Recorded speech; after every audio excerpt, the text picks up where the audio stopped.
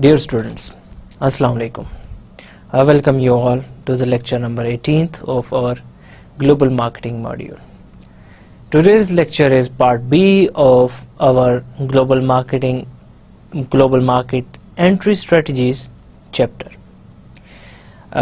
Before we proceed, let's take a look at what we covered in our last lecture. If you do remember, when we started our last lecture, we started our discussion with the explanation with the introduction of exporting. अब exporting होता क्या है? हमने इसको elaborately discuss किया in our last lecture कि exporting to a foreign market is a strategy that many companies follow for at least some of their markets. कुछ markets में आपको exporting follow करनी पड़ेगी, एटलीस्ट कुछ अरसे तक आप ये फॉलो करते ही हैं. Then you may move towards foreign direct investment. आप कभी भी फॉरेन डायरेक्ट इन्वेस्टमेंट या अपनी मल्टीनेशनल कंपनीज को ऐसा नहीं करते कि किसी भी कंट्री में जाके ऑफिस ओपन कर ले और अपने हेड ऑफिस ओपन कर ले, अपने प्लांट्स लगाए, मैन्युफैक्चरिंग फैसिलिटीज इस्टेब्लिश करे और वहाँ पे अपना मार्केटिंग प्रोग्राम सारा लॉन्च कर दे. इट इज़ वेरी इंपॉर्टेंट कि आप सब कुछ करने से पहले आप ये देख लें कि आपके प्रोडक्ट का पोटेंशियल वहाँ पे है या नहीं, सेल हो सकती है या नहीं. उसके लिए आप क्या करते हैं?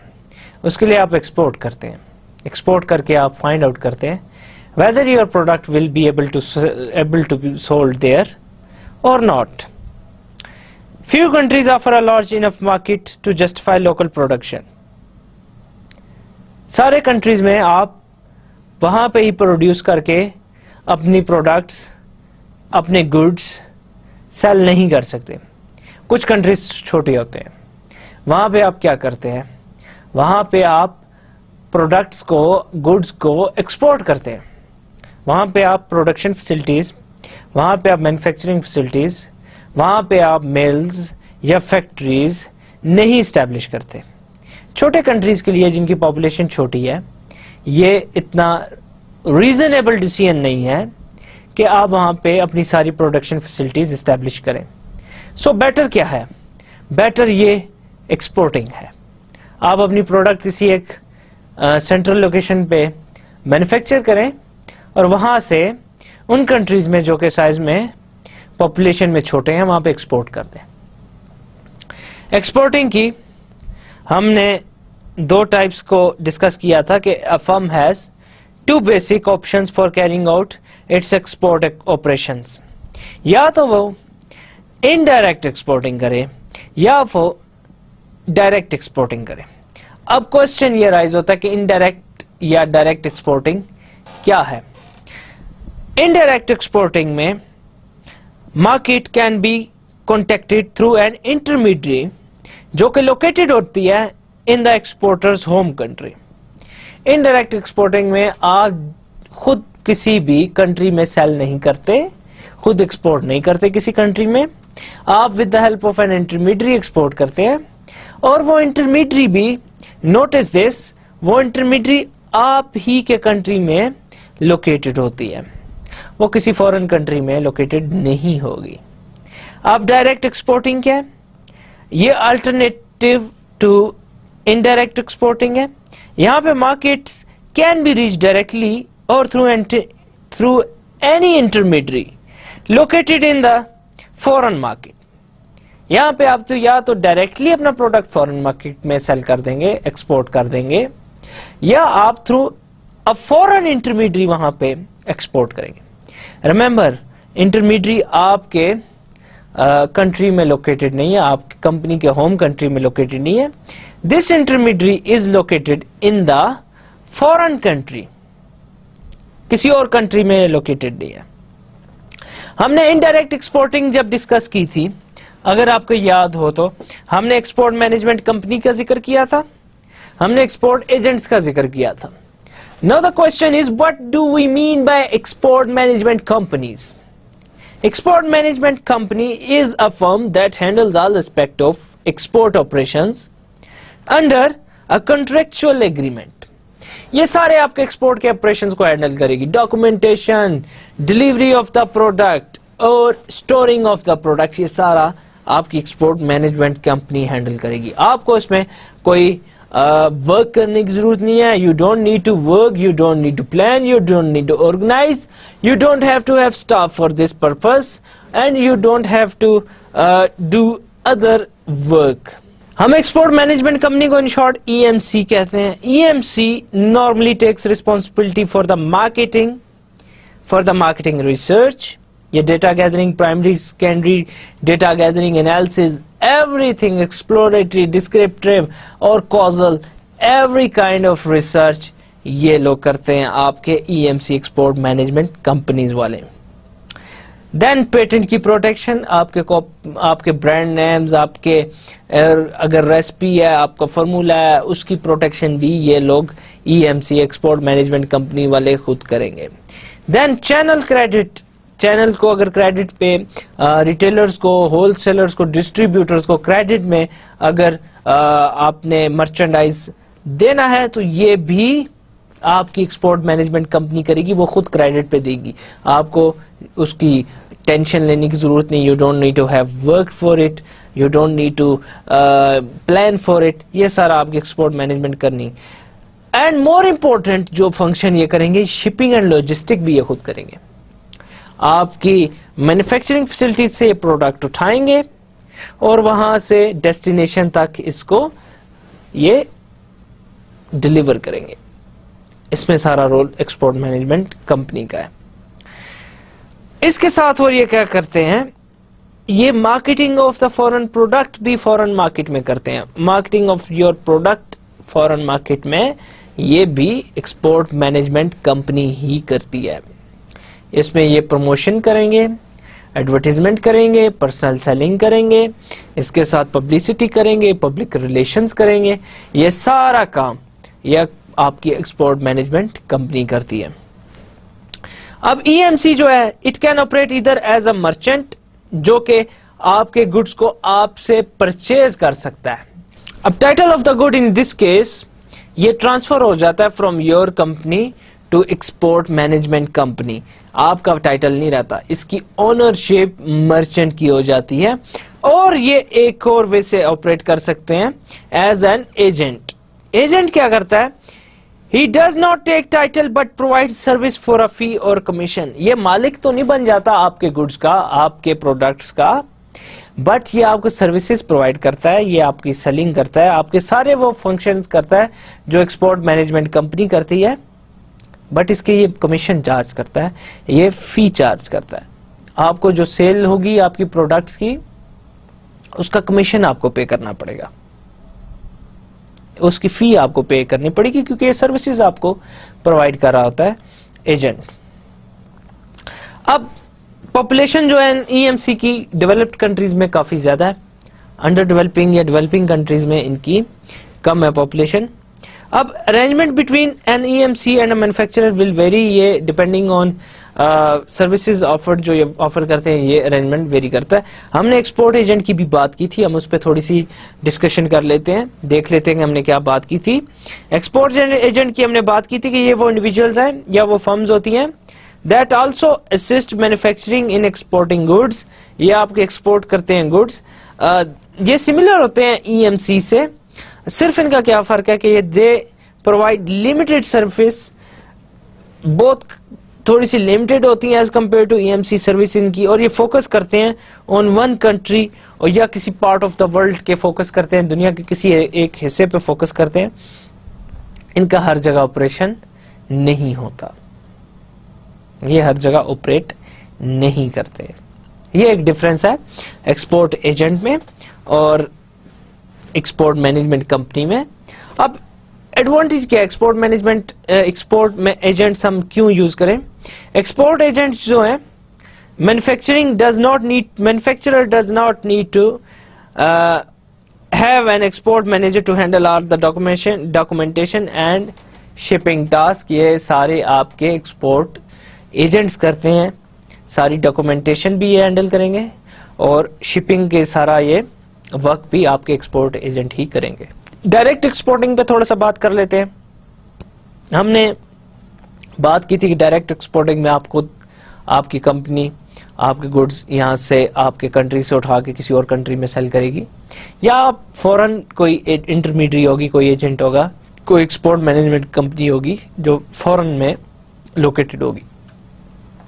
इस पे हमने independent distributor versus marketing subsidiary की बात की थी, आपको याद होगा।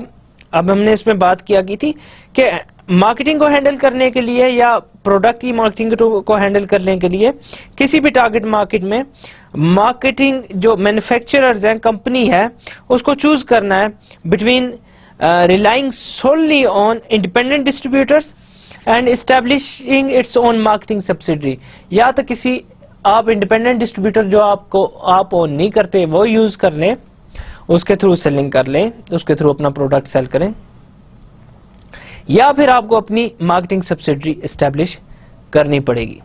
अब वो क्या क्राइटेरिया जिसके बेस पे आप ये डिसीजन लेते हैं कि अपनी सब्सिडरी एस्टैब्लिश करनी है या इंडिपेंडेंट डिस्ट्रीब्यूटर को हायर करना है? वो क्राइटेरिया कंपनी की कॉस्ट है। उस कॉस्ट को देखें कि दोनों में से कॉस्ट किस पे ज्यादा सेव हो रही है। देन सेकंड थिंग है कंट्रोल, कि कंट्रोल हमारा कितना, अगर इंडिपेंडेंट डिस्ट्रीब्यूटर हम लेते हैं कितना कंट्रोल होगा, अगर हम अपनी मार्केटिंग सब्सिडरी एस्टैब्लिश करते हैं तो कितना कंट्रोल होगा। एक और criteria is the legal restrictions. Sometimes आपको लॉज रिस्ट्रिक्ट करते हैं कि आप अपनी सब्सिडरी को एस्टैब्लिश नहीं कर सकते। इन दिस केस आपको इंडिपेंडेंट डिस्ट्रीब्यूटर रिक्वायर्ड होता है।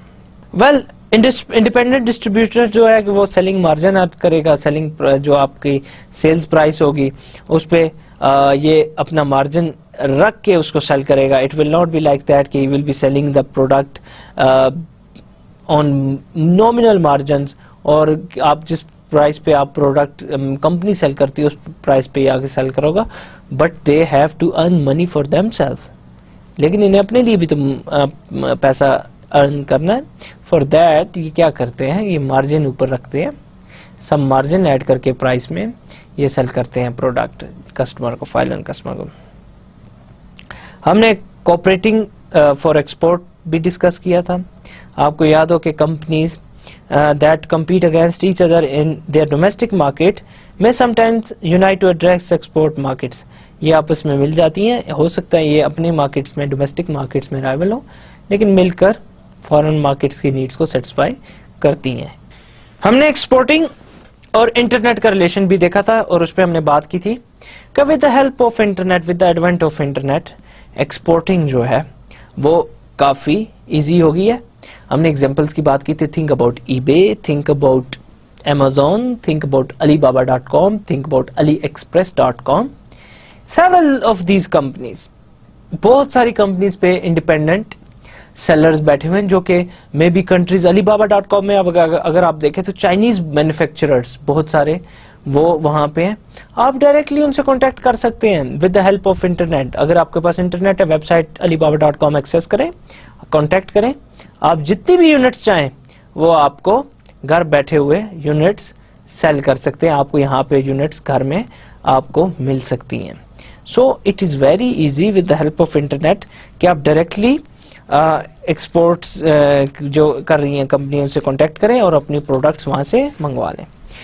देन हमने foreign production as an entry strategy देखी थी, जिसमें हमने बात की थी कि फॉरेन कंट्रीज में जाके आप प्रोड्यूस करके अपनी गुड एंटर हो सकते हैं वहां पे आपको देन अपनी प्रोडक्शन करनी पड़ेगी। इस पे हमने लाइसेंसिंग की बात की थी।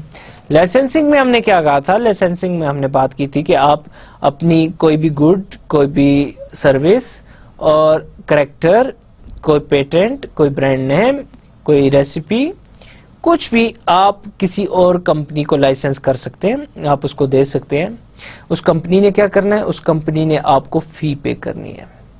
आप सेल होती है या नहीं होती, आप उस कंपनी से फी लेंगे। लाइसेंसिंग फी उसको कहते हैं, और वो कंपनी आपके ब्रांड्स को सेल करेगी। वो कंपनी जो कि फॉरेन कंट्री में है, एग्जिस्ट करती है, वो आपके प्रोडक्ट सेल करेगी, लेकिन मैन्युफैक्चरर को वो क्या देगी या ब्रांड ओनर को वो क्या देगी, आपको सम लाइसेंसिंग फी पे करेगी। देन क्यों लाइसेंसिंग एक अच्छा mode of entry into foreign market? इसकी बहुत सारी हमने रीजंस देखी थी कि licensing attractive way to enter a foreign market हो सकता है। कंपनीज जो लाइसेंसिंग यूज करती हैं, वो बहुत सारी रीजंस होती हैं उनके पास लाइसेंसिंग यूज करने की। A company may not have the knowledge और the time to engage more actively international market, इसलिए वो लाइसेंसिंग को अडॉप्ट कर लेती है कि उसके पास टाइम नहीं होता, उसके पास नॉलेज नहीं होता फॉरेन मार्केट का, तो वो समझती है मेरे लिए बेटर है कि मैं लाइसेंसिंग को अडॉप्ट कर लूँ। देन हमने बहुत सारी और रीजंस देखी थी। इस पे डिसएडवांटेजेस की भी हम डिस्कशन की थी कि डिसएडवांटेजेस में लाइसेंसिंग का जो सबसे बड़ा डिसएडवांटेज है वो आपकी डिपेंडेंस है लोकल लाइसेंसी पे, जो आपसे लाइसेंस लेता है, टू प्रोड्यूस रेवेन्यूज एंड दस रॉयल्टीज। आप उस पर डिपेंड कर रहे होते हैं कि वो आपको सेल्स जनरेट करके देगा, आपके रेवेन्यू में आपकी हेल्प करेगा और रॉयल्टीज आपको पे करेगा, आपको फी देगा। देन हमने फ्रेंचाइजिंग की बात की। फ्रेंचाइजिंग एक बहुत growingly increasingly growing mode of business है in all sort of countries. आपकी बहुत सारी प्रोडक्ट की फ्रेंचाइजीज है। पाकिस्तान में अगर आप देखें सर्विस की फ्रेंचाइजीज आपको बहुत ज्यादा नजर आती हैं। देन फॉरेन कंपनीज की franchises like hush puppies Pakistan में, देन मैरियट की फ्रेंचाइज पाकिस्तान में, हॉलीडे इन की फ्रेंचाइज पाकिस्तान में थी। देन आपको बेस्ट वेस्टर्न की फ्रेंचाइज आपको पाकिस्तान में नजर आएगी। सो फ्रेंचाइजिंग एक बहुत growingly important mode of doing business है फॉरेन मार्केट्स में। अब फ्रेंचाइजिंग में आप क्या करते हैं, आप it is a special form of licensing in which the franchiser makes total marketing programme available. आप सारा मार्केटिंग प्रोग्राम अवेलेबल कर देते हो to the franchisee, including brand name, logo, products and methods of operations. आप methods of operations तक share करते हो with the franchisee. So it's a comprehensive way, एक लाइसेंसिंग से बढ़ के ये है mode of entry into new markets. Then हमने, अगर आपको याद हो, लोकल मैन्युफैक्चरिंग की बात की थी। लोकल मैन्युफैक्चरिंग में हमने बात की थी कि मैनी कंपनीज को ये एडवांटेज मिलता है to manufacture in host markets instead of supplying that market with products made elsewhere. आप ऐसा करते हो कि जिस कंट्री में आपको अपना प्रोडक्ट लॉन्च करना होता है, जिस कंट्री में आपने एंट्री करनी होती है, आप अपना प्रोडक्ट वहां पे ही मैन्युफैक्चर करते हो, आप अपने प्रोडक्ट्स वहां पे मैन्युफैक्चर करते हो, आप अपनी प्रोडक्शन वहां पे करते हो, आप अपने मार्केटिंग ऑपरेशंस भी वहां पे होते हैं।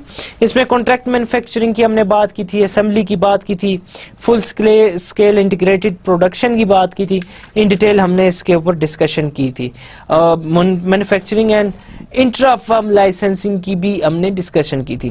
देन आपको याद हो कि हम मूव किया था हमने ओनरशिप स्ट्रेटजीज पे, कि किसी भी बिजनेस को ऑन करने के लिए, किसी भी फॉरेन कंट्रीज में अपने बिजनेस को ऑन करने के लिए क्या स्ट्रेटजीज हैं, उस पे हमने 3 स्ट्रेटजीज को डिस्कस किया था, जिसमें wholly owned subsidiaries, joint ventures and strategic alliances included थे। होली ओन्ड सब्सिडरीज में हमने क्या बात की थी? होली ओन्ड सब्सिडरीज ये वो ऑपरेशंस हैं जो कि होस्ट कंट्री में होते हैं, that are fully owned by foreign parent firm. आपकी पेरेंट फर्म उसको होली ओन करी होती है, सारे ऑपरेशंस की ओनरशिप पेरेंट फर्म के पास होती है। कोई फैक्ट्री है, कोई ब्रांड है, कोई मैन्युफैक्चरिंग फैसिलिटी है, कोई शॉप है, कोई एवरीथिंग होली ओन्ड होती है बाय आपकी जो फॉरेन फर्म है। अब इसमें क्या क्या हो सकता है? They can involve marketing, assembly, full scale integrated production operations. Firm इसमें क्या करना चाहती है कि वो सारे ऑपरेशंस अपने पास रखती है, मार्केटिंग है, प्रोडक्शन है, मैन्युफैक्चरिंग है, डिस्ट्रीब्यूशन है, एवरीथिंग वो मार्केटिंग उस कंपनी के अंडर होती है जो कि होली ओन्ड सब्सिडरीज के वे से बिजनेस को मैनेज कर रही होती है। अब इसमें फर्म को रिक्वायर्ड कैपिटल, अगर कैपिटल उसके पास नहीं है तो doing business with the help of wholly owned firm will be difficult task for the company.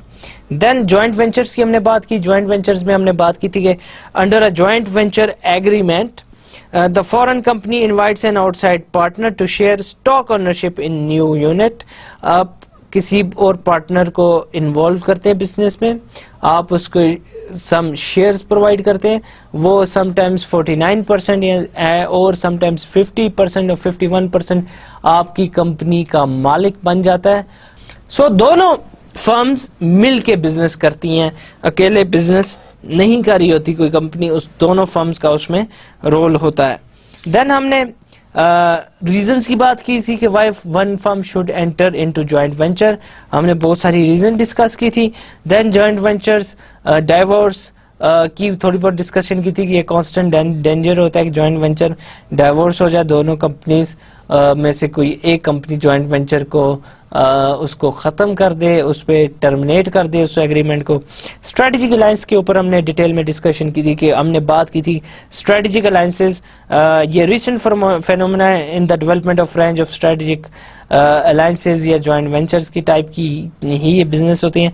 Alliances में क्या होता है, it encompass any relationship between firm that exceeds a simple sales transaction but stops short of full scale merger. ये पूरा merger नहीं होता, लेकिन ये सिंपल सेल्स ट्रांजैक्शन से भी ज्यादा होता है कि इनको सिर्फ सिंपली सेल्स नहीं मिलकर करनी होती, ना ही ये कम्प्लीटली मर्ज हो जाती हैं कंपनीज, दोनों मिलकर कोई एक और न्यू कंपनी डेवलप कर लेती हैं, ऐसा भी नहीं होता।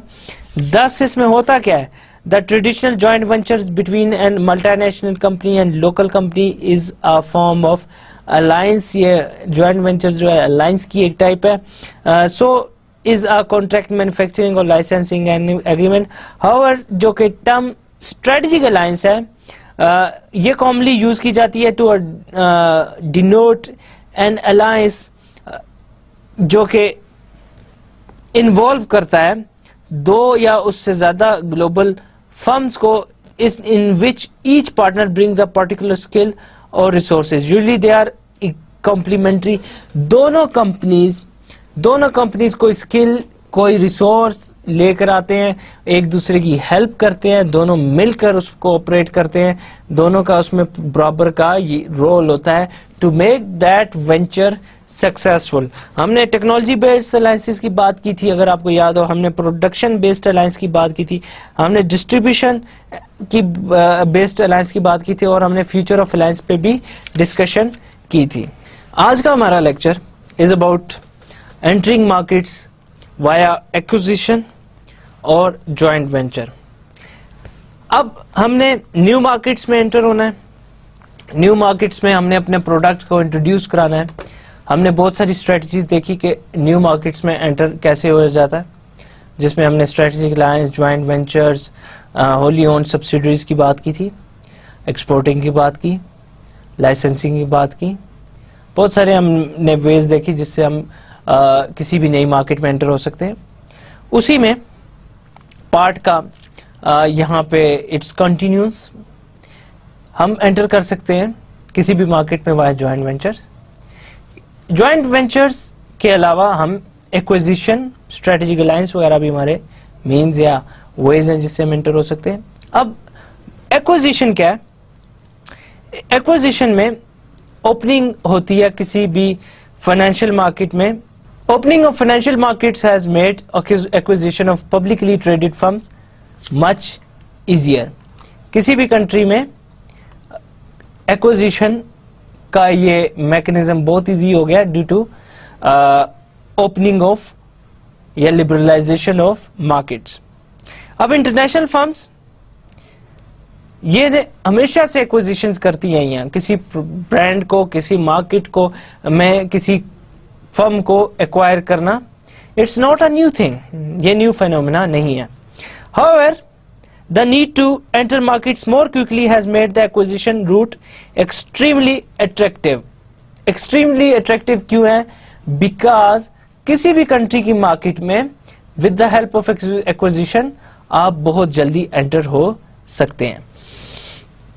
अब ये जो ट्रेंड है इसने एड किया opening of many financial markets के, या इस ट्रेंड को ओपनिंग ऑफ फाइनेंशियल मार्केट से बहुत हेल्प मिली है।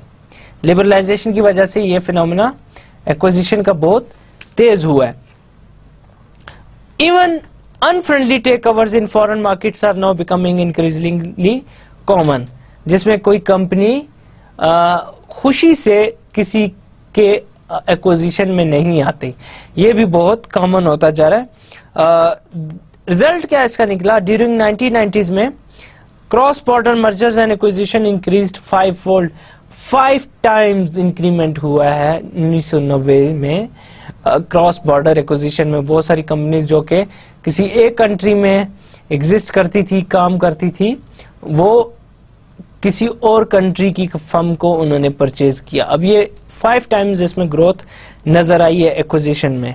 अब by purchasing an established business, firm eliminates the need to build manufacturing and distribution capabilities from scratch. अब क्योंकि एक एस्टेब्लिश्ड बिजनेस को बाय कर रहे हैं जिसमें मैन्युफैक्चरिंग हो रही है, डिस्ट्रीब्यूशन हो रही है, प्रमोशन, उसकी पहले से अवेयरनेस क्रिएट हो चुकी है, तो आपको स्क्रैच से काम नहीं करना पड़ता, आपको शुरू से काम नहीं करना पड़ता। आप थोड़ा सा उसमें ये आपको रिलैक्स फीलिंग होती है कि बहुत सारी वर्क पहले से हो चुका होता है। अब buying an established brand gives the firm immediate market presence and market share. आपको जल्दी जल्दी मार्केट में एंट्री की वजह से, एक्विजिशन की वजह से एंट्री हो जाती है और मार्केट शेयर आपका एस्टेब्लिश होता है। बहुत सारी कंपनीज ये करती हैं, ये जो कि racket and Coleman United kingdom में, इसने राइवल था ये प्रॉक्टर एंड गैम्बल का। अब ब्रिटिश कंपनी ये जो थी रैकेट एंड कोलमैन, इसने जंप किया at chance to buy L&F sold from Eastman Kodak. अब acquisition comprise several US brand, बहुत सारे उसमें ब्रांड को बाय करना था इंक्लूडिंग लाइसोल। अब इस पे तकरीबन $775 मिलियन जो कि इसकी लाइसोल की सेल होती थी, ये वो ब्रांड भी बाय करने जा रहे थे। Racket and Coleman considered the acquisition both faster and cheaper than building the same business in their own. अब उन्हें पता था कि हमें जल्दी बिल्ड करना है बिजनेस, हमने जल्दी एंट्री करनी है किसी भी मार्केट में, तो उसका बेस्ट वे क्या था, बेस्ट मैकेनिज्म क्या था? बेस्ट वे या बेस्ट मैकेनिज्म या बेस्ट मेथड वाज एक्विजिशन। किसी और कंपनी जो कि फॉरेन कंट्री में पहले से काम कर रही थी उसको एक्वायर कर लेना। एक्विजिशन जो है ये अट्रैक्टिव स्ट्रेटजी है जब मार्केट डोमिनेटेड हो by established brands and saturated हो विद द कंपेटिटर्स।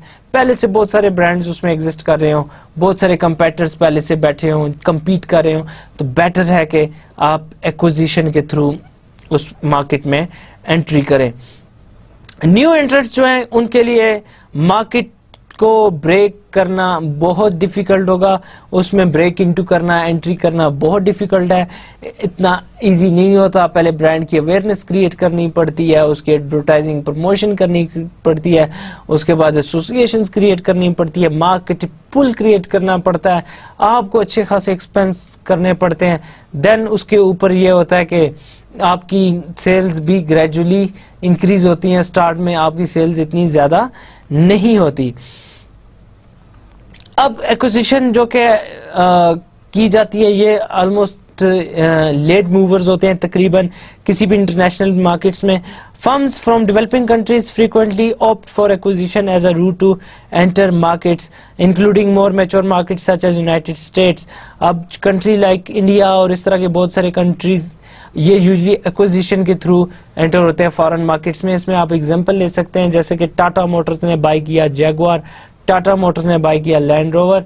अब ये थ्रू एक्विजिशन ही हुआ, किसी भी कंट्री की मार्केट में एंट्री की उन्होंने, यूके में एंट्री की with the help of acquisition of this brand, that was due to acquisition of Land Rover and Jaguar by Tata Motors. Sometimes ऐसा होता है कि एक इंटरनेशनल फर्म्स जो है वो चूज कर सकती है to settle for a partial acquisition, जिसमें कंप्लीटली एक्विजिशन नहीं होती, पार्शियल एक्विजिशन होती है। पार्शियल एक्विजिशन क्या है?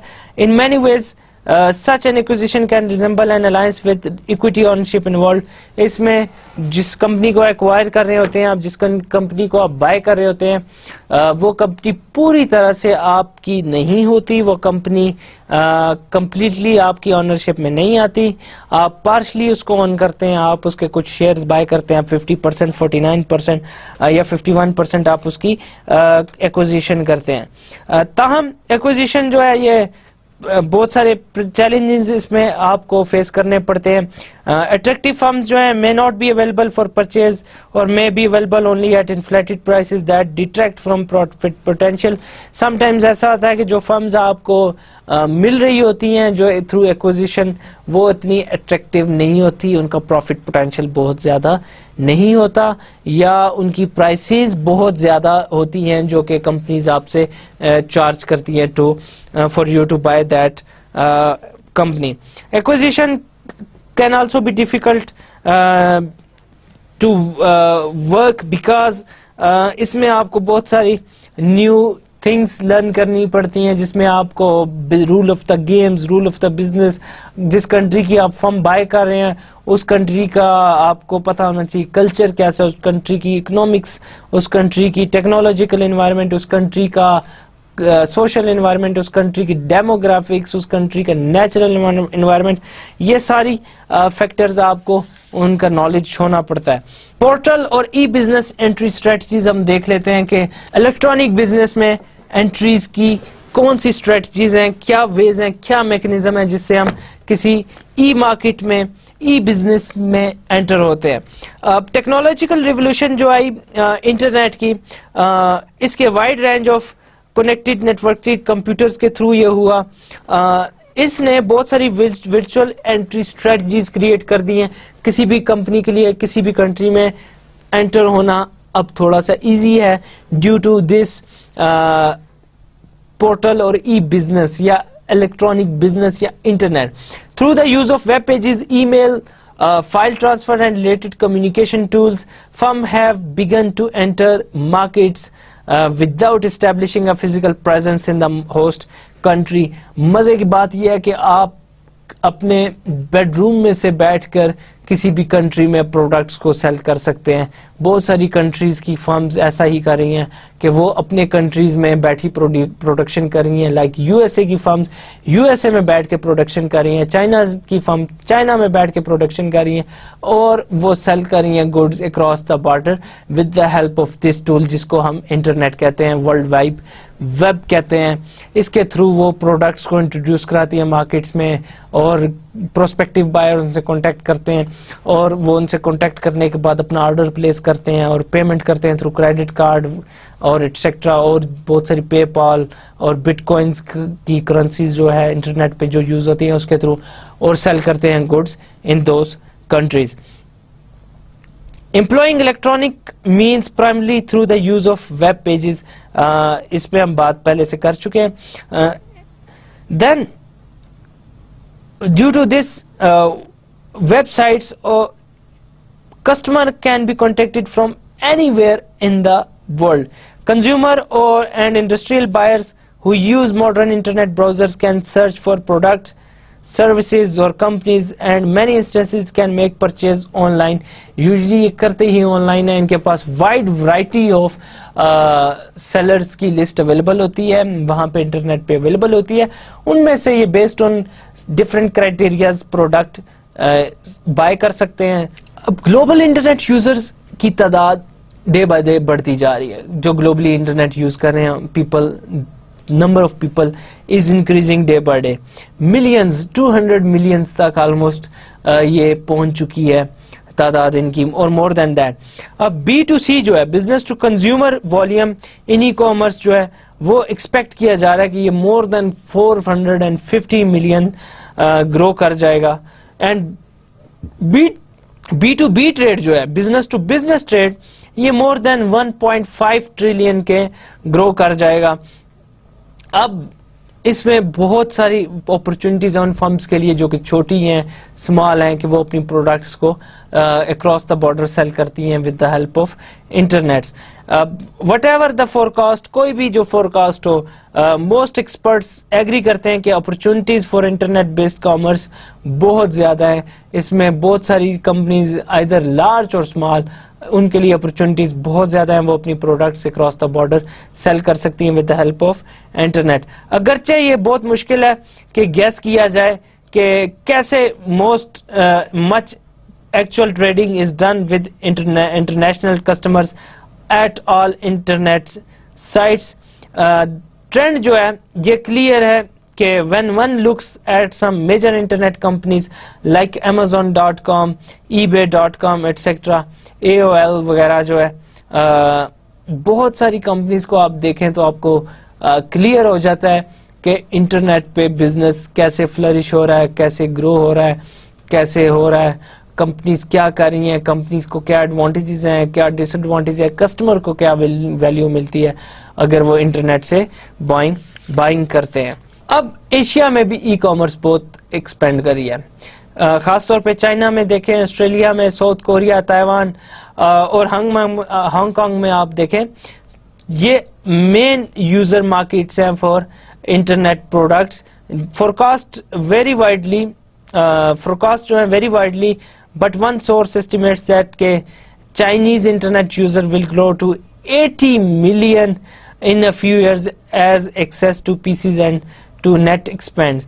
अब चाइना में मोर देन 80 मिलियन पीपल ऐसे होंगे सून जो कि इंटरनेट को यूज कर रहे होंगे, और वो बहुत बड़ी मार्केट कंस्टिट्यूट करेंगे, बहुत बड़ी मार्केट होंगे फॉर प्रोडक्ट्स जो कि किसी और जगह पे मैन्युफैक्चर की जा रही होंगी। अब एक third group of major internet जो प्लेयर्स हैं with global ambition is made up of service producer. बहुत सारी कंपनीज, फाइनेंशियल सर्विस सेक्टर की कंपनीज, वो भी इंटरनेट के थ्रू अर्न कर रही हैं बिजनेस और इंटरनेट के थ्रू सर्विसेज प्रोवाइड कर रही हैं। अब फाइनेंशियल सर्विसेज फर्म जो है उन्हें बहुत सारी लीगल रिस्ट्रिक्शंस को फेस करना होता है और उन्हें लीगल अप्रूवल चाहिए होती है टू ऑफर द प्रोडक्ट और service in any given countries. वो इस तरह नहीं सर्व कर सकती। अब would be internet based global marketeers जो कि स्टिल फेस मैनी चैलेंजेस, जो कि इंटरनेट ग्लोबल मार्केटियर्स बनना चाहते हैं, उन्हें अभी भी कुछ चैलेंजेस फेस करने होते हैं, वो चैलेंजेस फेस कर रहे हैं।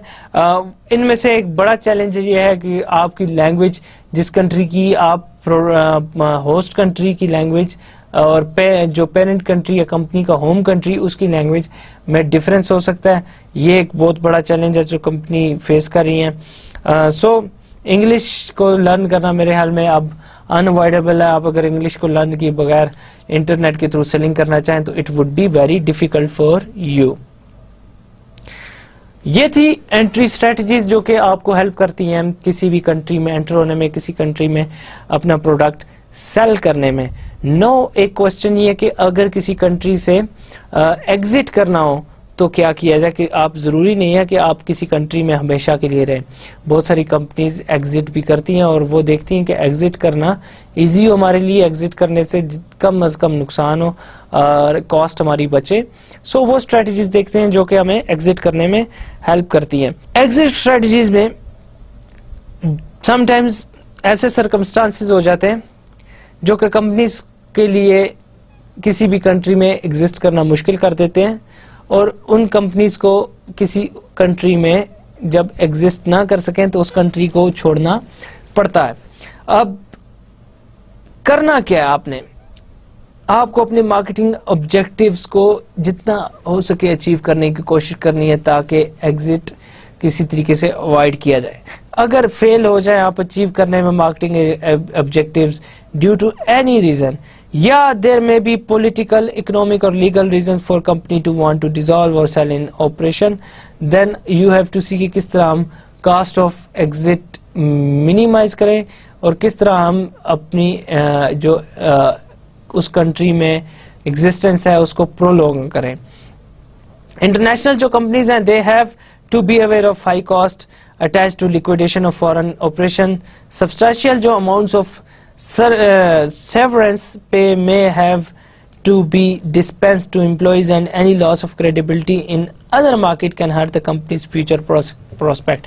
आपको employees निकालने होंगे, उन्हें फायर करना होगा, समटाइम्स आपको हैवी पेमेंट्स उनको देनी होती है, देन आपके बहुत सारे ब्रांड जो कि बाकी फॉरेन कंट्रीज में एग्जिस्ट करते हैं, उनको बहुत थ्रेट होती है, उनको उस कंट्री में काम करने में बहुत प्रॉब्लम हो रही होती है, क्योंकि आपके ब्रांड रेपुटेशन किसी और कंट्री जिसमें से आप एग्जिट कर गए हैं वहां पे बहुत डैमेज हो चुका होता है. इसमें एक वे है to exit is market consolidation. इसमें what do you is you rationalize overseas operation abandoning particular markets. Sometimes जो कि इंटरनेशनल फर्म है उसको नीड होती है टू कंसोलिडेट इट्स ऑपरेशन. अब कंसोलिडेशन जो कि जिसका मतलब ये है कि ऑफ फैक्ट्रीज होती है, consolidation of factories from many to fewer such plants. आप कम करते हैं, उनको एक जगह जमा करते हैं, कंसोलिडेट करते हैं रिसोर्सेज को. अब प्रोडक्शन कंसोलिडेशन जो है when not combined with an actual market withdrawal is not really what we are concerned with here. यहाँ पे इसकी बात नहीं हो रही. rather our concern is company's actual abandoning its plan to serve a certain market or country. हमारा ये यहाँ पे जो टॉपिक में कंसर्न यह है कि कोई भी कंट्री वो प्लान करती है उस मार्केट में से निकलने का. दिस इज द कंसोलिडेशन की यहाँ पे हम बात करें. अब ये कब होता है? It occurs when international firm acquires more depth than it can handle. ये आपकी जब कोई कंपनी बहुत ज्यादा लोन ले लेती है बैंक से या किसी और फर्म से, किसी इंडिविजुअल से, तब इसको कंसोलिडेशन करनी पड़ती है. ये एक प्रॉब्लमैटिक हो जाता है कंपनीज के लिए टू एग्जिस्ट. अब इनको सर्विस करने के लिए किसी भी कंट्री अपने किसी भी डेप्ट को, इनको बहुत सारे ऑपरेशंस को छोड़ना पड़ता है जो कि कैश कंज्यूमिंग मार्केट्स होती है, उन्हें छोड़ना पड़ता है, और ओनली इन दोज मार्केट्स इनको सर्व करना पड़ता है प्रोडक्ट या सर्विस जो कि बहुत प्रॉमिसिंग होती हैं, बहुत प्रॉफिट जनरेटिंग होती हैं. अब कंसल्टेशन जो है it can also be an option if a firm fails to establish itself in a particular competitive market. आपकी कंपनी किसी पर्टिकुलर मार्केट में, किसी कंट्री में अगर पूरे तरीके से, अच्छे तरीके से ऑपरेट नहीं कर सकी, उसने अपने आप को स्टैब्लिश नहीं किया, देन उसके लिए ऑप्शन ये है कि वो कंसोलिडेट करें. 2002 में इन 2002 याहू ने अनाउंस किया कि it would suspend its actual auction sites in 5 European markets, जिसमें यूके, आयरलैंड, फ्रांस, जर्मनी और स्पेन शामिल थे. याहू ने ये फाउंड किया itself a distant third in these markets. इसको पता चला कि ये तीसरे नंबर पे है इन मार्केट्स में. Auctions have proved to be well suited to the internet, but sellers and buyers tend to gravitate to the largest sites, in leading to natural monopolies in online auction markets. ये थोड़ा सा auction करने में online इन्हें problem face करना पड़ा. eBay, the auction leader in United States and most of Europe, agreed to pay exiting Yahoo to promote eBay's European auction sites through banner ads and text links. अब political consideration इसमें देख लेते हैं. Exit strategies के लिए sometimes आपको based in political considerations आपको निकलना पड़ता है. Changing government regulations can at a time pose problem, induce some companies to leave a country. Sometimes ऐसा होता है कि गवर्नमेंट के लॉज चेंज होते रहते हैं, गवर्नमेंट की पॉलिसीज चेंज हो रही होती हैं. अब इन चेंजिंग पॉलिसीज की वजह से कंपनीज को बाहर निकलना पड़ता है, कंपनीज को वो कंट्रीज को छोड़ना पड़ता है. इंडिया का हम केस देख लेते हैं. देयर द गवर्नमेंट ने अडॉप्ट किया इन 1973 में इट्स एक्सचेंज रेगुलेशन एक्ट. अब इस एक्ट की क्या रिक्वायरमेंट थी? It required most foreign companies to divest themselves of 60% ownership in each of their subsidies by end of 1997. अब पॉलिटिकल इस तरह की चेंज आती है तो कंपनी के लिए थ्रेट बढ़ जाती है, जहाँ पे इंडिया ने गवर्नमेंट ने अनाउंस किया कि आप जो फॉरेन कंपनीज हैं उन्हें 60% ऑफ अपने ऑनरशिप को दे देना है टू अदर पीपल और companies. Political risk can also motivate firms to leave market. Sainsbury ने यूके के जो सुपर मार्केट है इसके ऑलमोस्ट 1 लाख मुलाजिम भी हैं, एम्प्लॉयज भी हैं वर्ल्ड वाइड। इसने इजिप्शियन मार्केट में एंट्री की 1999 में। 80% इंटरेस्ट इन्होंने परचेज किया था स्टेट ऑन रिटेलर का। इस तरह इनकी entry partly as a result of problems with goods clearing customs and difficulty in obtaining building problems, इसका इन्हें लॉस हुआ ड्यू टू दीज फैक्टर्स। अब exit strategies can also be result of negative reaction in a firm's home market.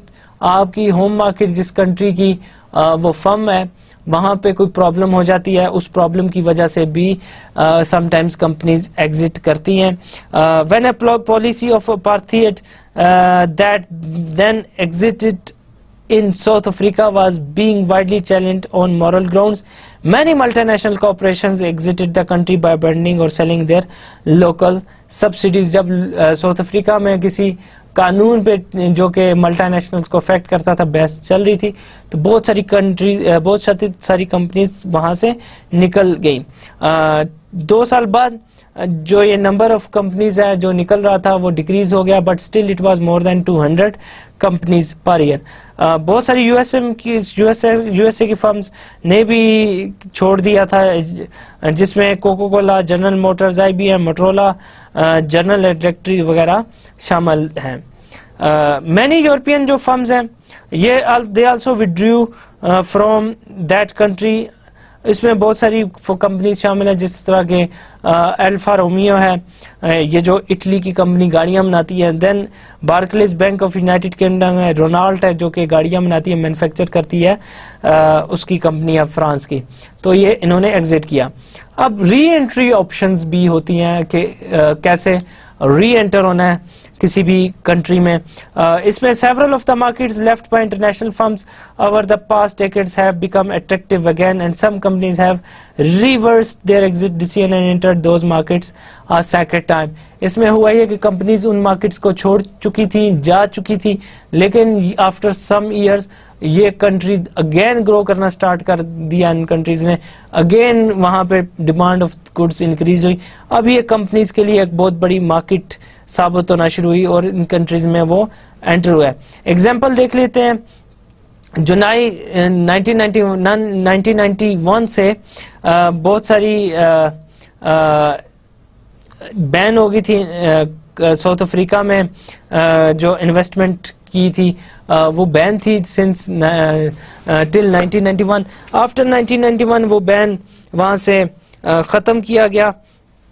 जब ban खत्म हुआ तो बहुत सारी कंपनीज रिटर्न होना शुरू होगी जो कि उस कंट्री में पहले काम करती थी। इंडिया में जो गवर्नमेंट ने रिलैक्स की है रिस्ट्रिक्टिव ऑनरशिप लेजिस्लेशन, जो कि ऑनरशिप पे इनकी लेजिस्लेशन थी, उन्होंने रिलैक्स की, इकोनॉमिक्स को लिबरलाइज किया। अगस्त 1991 ने Coca Cola then reenter किया, उसने कोको कोला ने एंटर इंडिया में 1993 में फर्स्ट टाइम ये जो थी एंट्री वहां पे राइवल जो उसका था पेप्सी की थी। जनरल मोटर्स भी रिटर्न हुई इंडिया में आफ्टर मच लॉन्ग एब्सेंस के, उन्होंने भी वहां पे अपना बिजनेस एस्टेब्लिश किया। After a time however it developed, general motor ने लाइसेंसिंग एग्रीमेंट डेवलप कर लिया हिंदुस्तान मोटर्स के साथ, और बहुत सारी कंपनीज जो कि अफगानिस्तान से निकल चुकी थी, अब जब हालात वहां पे ठीक हुए, इस्टेब्लिश हुए, तो वो कंपनीज भी दोबारा उन्होंने एंटर स्टार्ट कर दिया। इंग्लैंड में एंटर, अफगानिस्तान में उन्होंने दोबारा एंट्री की। समरी हम देख लेते हैं आज हमने क्या डिस्कस किया। हमने entering markets through mergers and acquisition discuss किया। हमने डिटेल में बात की कि समटाइम्स कुछ कंपनीज ऐसा करती हैं, वो दूसरी कंपनीज के साथ अपने आप को मर्ज कर लेती हैं, दो कंपनीज मिल जाती हैं और मर्जर्स के बाद वो किसी भी कंट्री में अपना बिजनेस ग्रो करती हैं और वहाँ पे प्रोडक्ट्स या सर्विसेज वहाँ पे सेल करना स्टार्ट कर देती हैं। Another way to enter a market हमने उस पर बात की थी, एक्विजिशन है। एक्विजिशन में क्या होता है, एक कंपनी दूसरी कंपनी को एक्वायर कर लेती है, they try to buy some other companies on nominal price, और इससे भी एंट्री वो करती हैं किसी भी कंट्री में। ये बहुत सारी फाइनेंशियल मार्केट्स के ओपन होने की वजह से एक्विजिशन का ये ट्रेंड बहुत ग्रो कर गया, जिसकी लिबरलाइजेशन ऑफ इकोनॉमीज हुई हैं, जैसा कि countries like China, countries like Russia, इनमें लिबरलाइजेशन ऑफ इकोनॉमीज की वजह से क्रॉस बॉर्डर मर्जर्स और एक्विजिशन 5 टाइम इंक्रीज कर दिया था इन लोगों ने। अब by purchasing an established business the firm will invest the need to build manufacturing and distribution capabilities from scratch. आप अगर मर्जर करते हैं, एक्विजिशन करते हैं, तो समटाइम्स आपको वो कॉस्ट तो सेव होती है जो कि आप इनकर कर सकते हैं on your establishment of business, building of your mills, building of your factories, building of your offices, etc. हमने इस पे बात की। हमने ये भी बात की कि एक्विजिशन अट्रैक्टिव स्ट्रेटजी है किसी भी ऑलरेडी डोमिनेटेड मार्केट में एंटर होने के लिए, जो कि डोमिनेटेड है किसी भी ब्रांड्स की वजह से और जो कि सैचुरेटेड है कंपेटिटर से। वहाँ पे आप किसी एक कंपेटिटर को एक्वायर करके आप वहां पे एंटर हो सकते हैं, किसी भी कंपनी को एक्वायर करके एंटर हो सकते हैं। आप ऑलरेडी हो सकता है एस्टैब्लिश पहले से हो, आपको बहुत ज़्यादा इस चीज़ का एडवांटेज होता है कि न्यू इंटरेस्ट जो है वो सच मार्केट्स को यूजली ब्रेक करना उनके लिए डिफ़िकल्ट होता है अगर वो न्यू एंट्री करें। सो इस चीज़ को देखते हुए बहुत सारी कंपनीज मर्जर्स करती हैं, बहुत सारी कंपनीज एक्विजिशन करती हैं, बहुत वो वहाँ पे एग्जिस्टिंग ब्रांड्स की, एग्जिस्टिंग फर्म्स की। अब क्योंकि लेट मूवर्स होते हैं इंटरनेशनल मार्केट्स में, ये जो एक्विजिशन करती हैं companies, firm from developing countries frequently opt for acquisition as a route to enter markets. अब डेवलपिंग कंट्रीज की खास तौर पे हम बात करते हैं, वहाँ पे जो कंपनीज हैं वो फॉरेन मार्केट में यूजली लेट एंटर हो रही हैं, लेकिन इस चीज़ को अवॉइड करने के लिए, कॉन्सिक्वेंसेज ऑफ लेट एंट्री को अवॉइड करने के लिए वो ये करते हैं कि डेवलप कर किसी और बिजनेस को एक्वायर कर लेते हैं जो पहले से वहाँ पे वर्क कर रहा होता है।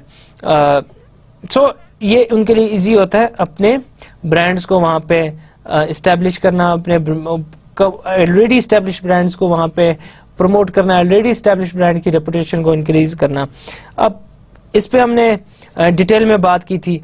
हमने देन बात की कि ई बिजनेस की एज एंट्री स्ट्रेटजी, हमने बात की स्मॉल फर्म्स जिनके पास ज़्यादा रिसोर्सेज नहीं है उनके लिए बहुत इंपॉर्टेंट है, बहुत बेनिफिशियल वे है टू एंटर न्यू मार्केट, ये जो कि इंटरनेट है। आप इंटरनेट के थ्रू किसी भी कंट्री में किसी भी प्रोडक्ट को सेल कर सकते हैं। आप इंटरनेट के थ्रू अपनी डेवलपिंग कंट्रीज हो या डेवलप्ड कंट्रीज को एक्सेस कर सकते हैं। यूजुअली बहुत सारी वेबसाइट बहुत फेमस है जिसमें Amazon.com, eBay, Alibaba.com, AliExpress.com ये बहुत फेमस है। अब ये होता क्या है, ये वो ब्रांड्स हैं, ये वो फर्म्स हैं जो कि आपको हेल्प कर सकती हैं to sell your product cross border. So ई जो बिजनेस है, इलेक्ट्रॉनिक बिजनेस है, इंटरनेट है, ये आपके लिए बहुत अच्छा साबित हो रहा है। अब हमने एंट्री स्ट्रेटजी कॉन्फ़िगरेशन की थोड़ी कम ही बात की थी, इस पे डिटेल पे डिस्कशन नहीं हुई। एंट्री स्ट्रेटजी कॉन्फ़िगरेशन पे हमने उस पे इन रियलिटी मोस्ट जो कि एंट्री स्ट्रेटजीज हैं ये कॉम्बिनेशन ऑफ डिफरेंट फॉर्मेट्स पे होती हैं, ये अकेली कोई एक स्ट्रेटजी आप यूज़ नहीं करते। हम इनको इसीलिए एंट्री स्ट्रेटजी कॉन्फ़िगरेशन की बात करते हैं। अब रेयरली कंपनीज जो है एम्प्लॉय करती है सिंगल एंट्री मोड पर कंट्री, वो डिफरेंट मोड्स यूज़ करती है किसी भी कंट्री में एंटर होने के। Company sometimes they may open up a subsidiary that produces some products locally and imports others to round out its product line। अब sometimes वो कुछ प्रोडक्ट्स को तो लोकली प्रोड्यूस करेंगे, लेकिन समटाइम्स वो कुछ प्रोडक्ट्स जो कि लोकली प्रोड्यूस नहीं कर सकते वो बाहर से इंपोर्ट कर लेते हैं। अब ये जो सेम फॉरेन सब्सिडरी है ये इवन एक्सपोर्ट कर सकती है तो और अदर फॉरेन सब्सिडरीज को। इन मैनी केसेस ये होता है कि companies have bundled each such entries forms into a single legal unit, in effect layering several entry strategy options on top of each other। ये एक सेवरल एंट्री स्ट्रेटजीज जो है उनको यूज कर रहे होते हैं, लाइसेंसिंग, फ्रेंचाइजिंग, स्ट्रेटेजिक अलायंस, ई business etcetera. अब बंडलिंग ऑफ एंट्री स्ट्रेटजीज क्या होता है? Bundling of entry strategies is a process of providing just one legal unit in a given country और अ मार्केट। दूसरे अल्फाज में फॉरेन जो कंपनी होती है वो सेटअप कर लेती है सिंगल कंपनी किसी एक कंट्री में और यूज करती है इस कंपनी को as a legal umbrella for all its entry activities को। इसको हम बंडलिंग कहते हैं। ताहम जो कि सच स्ट्रेटजीज हैं, इस तरह की strategies they have become less typical, वो इतना यूजली यूज नहीं हो रही, बहुत इतनी फेमस नहीं है, पर्टिकुलरली इन लार्जर मार्केट्स में ये इतना नहीं यूज की जा रही। जब सब टाइम्स कंपनी अनबंडल करती है, अनबंडलिंग क्या है? It essentially divides its operation in a country into different companies. ये different companies को operations दे देती है। अब local manufacturing plant में भी incorporated separately from sales subsidiaries, her unit इनका different होता है। local जो manufacturing plant है वो में भी sales subsidiaries से independently काम कर रहा हो। अब जब ये होता है, companies may select different ownership strategies, for instance allowing a joint venture in one operation while retaining full ownership another part। अब एक साइड हो सकता है कि वो जॉइंट वेंचर कर ले जैसे कि लोकल मैन्युफैक्चरिंग है, और एक साइड जो कि सेल सब्सिडरी है वो उसकी अपनी हो। सो ये उनके डिफरेंट ऑपरेशंस को वो खुद चला रहे हैं और कुछ ऑपरेशंस को उन्होंने दूसरी फर्म्स को दे दिया। ये अनबंडल करना हम इसको कहते हैं, अनबंडलिंग हम इसे कहते हैं। देन हमने एग्जिट स्ट्रेटजीज की बात की थी। एग्जिट स्ट्रेटजीज में हमने कंसोलिडेशन की बात की थी कि समटाइम्स एक इंटरनेशनल फर्म है उसको अपने ऑपरेशंस को कंसोलिडेट करना पड़ता है। अब इसका मतलब क्या है कि consolidation factories from many to fewer such plants, वो बहुत सारी अगर उसकी फैक्ट्रीज हैं तो वो कुछ प्लांट्स पे मूव कर जाते हैं, थोड़े से प्लांट्स अपने पास रख देते हैं, अब बाकी प्लांट्स वो सेल करते हैं। प्रोडक्शन जो consolidation है, when not combined with an actual market withdrawal is not really what we are concerned with here. Rather what we are discussing here is that our companies actually abandoning its plan to serve a certain market और country. यहाँ पे हम जो discuss कर रहे हैं वो ये है कि आपकी कंपनी सर्टन कंट्री से निकल जाती है, सर्टन मार्केट से वहाँ पे निकल जाती है। अब मार्केट कंसल्टेशन होती कब है? It often occurs when international firm acquires more depth than it can handle, जब उसके पास लोन बहुत ज्यादा हो जाते हैं एज कंपेयर टू जो कि वो हैंडल कर सकती है, उसकी पावर से ज्यादा होते हैं, तो उन डेप्ट्स को रीपे करने के लिए, उन डेप्ट्स को सर्विस करने के लिए वो अपनी पुअर परफॉर्मिंग जो कि सब्सिडीज हैं या बिजनेसेस हैं उसको छोड़ देती है, बेच देती है। अब कंसोलिडेशन समटाइम्स तब भी होती है जब एक कंपनी फेल हो जाती है अपने आप को एस्टेब्लिश करने में किसी भी कंट्री में। तो बहुत सारी कंट्रीज लाइक याहू वगैरह उन्होंने कंसोलिडेशन की। इसकी एक और कंसोलिडेशन एग्जिट की स्ट्रेटजी जो है पॉलिटिकल कंसिडरेशन है, due to some political changes, political environmental changes. Sometimes companies किसी कंट्री में रहना पसंद नहीं करती, वहां से एग्जिट करती हैं। अब वो पॉलिटिकल रिस्क जो है ये मोटिवेट करते हैं कंपनीज को किसी भी कंट्री से एग्जिट करने में। Exit strategies can also be the result of negative reactions in firms home market। आपके अपने कंट्री में जो कि कंपनी का है वहां पे कोई प्रॉब्लम हो जाती है तो आप किसी और कंट्री में बिजनेस करना छोड़ के अपने कंट्री को फोकस करते हैं। देन समटाइम्स री एंट्री भी आप करते हैं कंट्रीज में, जिस कंट्रीज में से आप निकले होते हैं वहां पे आप दोबारा एंटर होते हैं। इंडिया की बहुत सारी एग्जांपल्स है कंपनीज की जो वहां पे काम कर रही थी, लाइक कोको कोला, उन्हें वहां से एक बार एक्सपेल होना पड़ा, लेकिन वो अब दोबारा उन कंट्रीज में काम कर रही हैं।